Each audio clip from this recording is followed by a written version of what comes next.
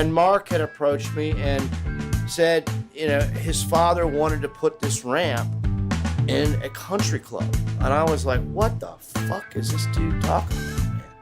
And he wanted specs for a ramp. And I was like, what? So I came up with my dream specs. So he took the workers from the country club and pretty much sent them into the woods to help us because he wanted to keep them employed through the holidays. The next thing I know, they're building this thing. I'm just like, man, this is incredible. Cinder block foundation, 2x12s on top of it. This is the way a townhouse or a house is built. Oh, of course, put steel on it. Put steel on it, no duh. It's lucky we didn't lose a leg trying to, you know, put that stuff up. Dropping into that stuff for the first time, fucking sick. Didn't hear anything, was like, there we go. Things like this don't go on all around the country. Special privilege that we here have. It was like, you know, pulling up to the fucking Coliseum. The first time I ever saw Cedar Crest was in photos, and it was of people blasting huge airs, and I thought that ramp looks really good. You know, because people weren't going that high regardless. Even the best guys weren't going that high. Reese Simpson tells me about this place. It's the best thing he's ever seen. You gotta go. So we get in the car and we drive all the way from California. And I remember the road pulling into the golf course. It was just this little road. There's little like barbed wire or something on the sides. And we stopped. We go, holy shit, where are we? And all of a sudden there's this ramp. And you can't believe it's there. I mean, I couldn't believe it. You come out of the break in the woods and it's, oh. Hair sticks up on your arms and you tinkle a little bit because you're so fucking excited.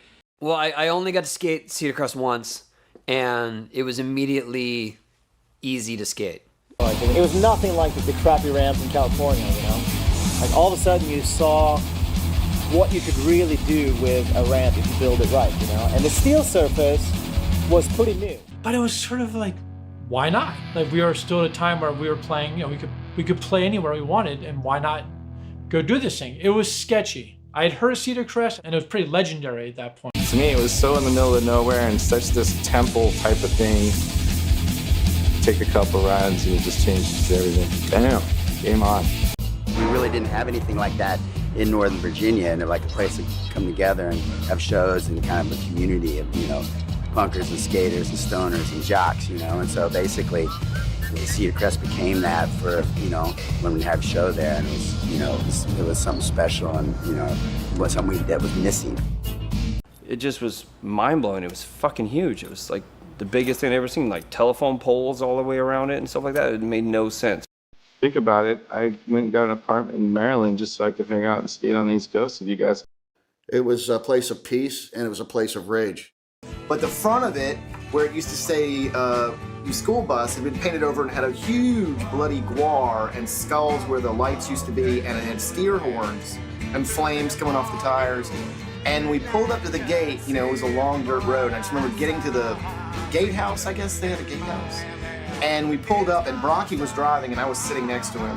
And he was just like, you know, like, let us in. And the guy flashes a 45.